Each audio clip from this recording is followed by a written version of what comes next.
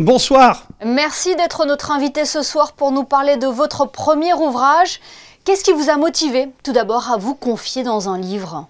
Tout d'abord, c'est parce que Gallimard nous a fait signe en nous disant qu'ils auraient souhaité faire un ouvrage à l'occasion des 30 années présentes à Monaco.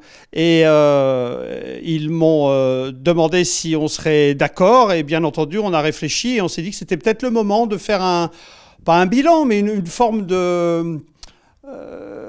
d'état des lieux de ce qu'on a pu mettre en place depuis plus de 30 ans à Monte-Carlo, dans cet endroit incroyable. Et en y réfléchissant, on s'est dit que c'était important peut-être aussi de faire un ouvrage qui montre à quel point cette compagnie est particulière, à quel point elle est bien sûr autour de mon travail, mais mon travail n'existant qu'au travers de celui des autres, de tous ceux qu'on a pu inviter ici, de tout ce foisonnement permanent qu'il y a eu entre les plasticiens, les compositeurs, la musique, la danse, une forme de théâtre. Et c'est une signature qu'il était, je pense, important de mettre en avant. C'est un ouvrage réalisé avec beaucoup de sensibilité et de générosité à la fois. En tout cas, ce que je voulais qu'il ressorte, c'était quelle est la réalité de cette compagnie. On parle souvent d'une forme de famille ici, et c'est vrai qu'il y a peut-être cette qualité particulière aussi propre à Monaco, de par la petitesse du pays, le fait que les gens soient si proches. Je trouve qu'il est toujours important quand on dirige une structure, non pas de penser à ce qu'on aimerait faire, mais de penser à ce qu'il est important de faire en fonction du lieu où on se trouve.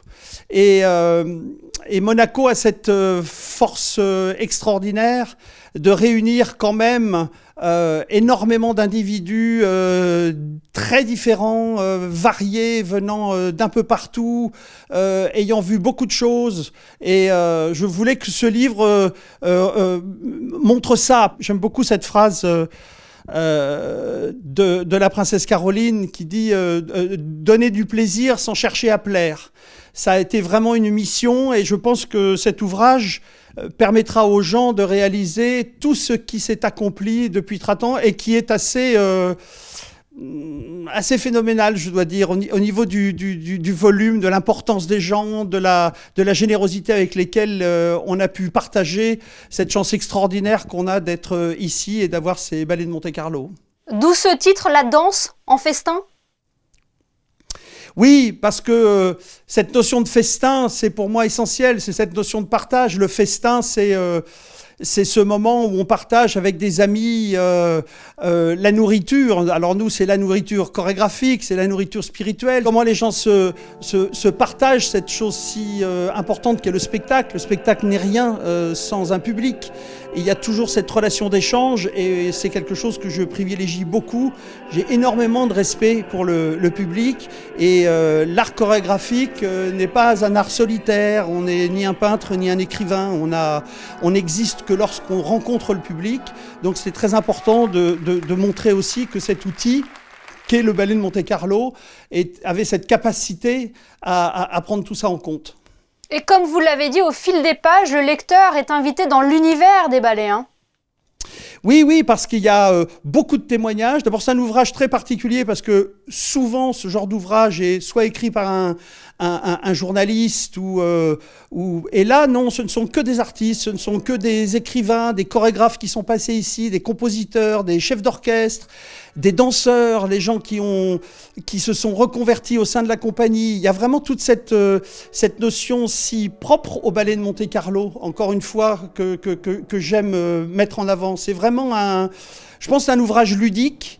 C'est un ouvrage qu'on a voulu facile à manipuler, qu'on peut ouvrir à n'importe quelle page.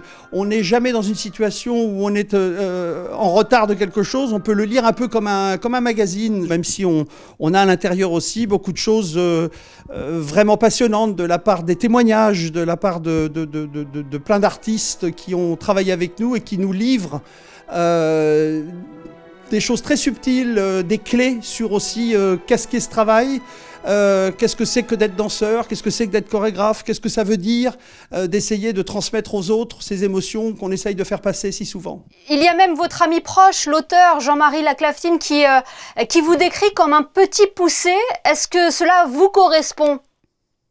Oui, j'aime bien, parce que j'aime bien cette relation à l'enfance, parce que malgré mon âge, j'espère ne pas avoir trop grandi. J'aime bien cette idée de voir la vie avec un œil un peu infantile, en essayant de concevoir, même si des fois l'enfance est assez dure, de concevoir les choses avec simplicité, avec humanité, quelque chose de direct, qui est en rapport finalement avec la manière dont on s'exprime. Qu'est-ce qu'il y a de plus simple et de plus direct que de s'exprimer avec son corps et de dire ces choses que souvent les mots ont du mal à préciser.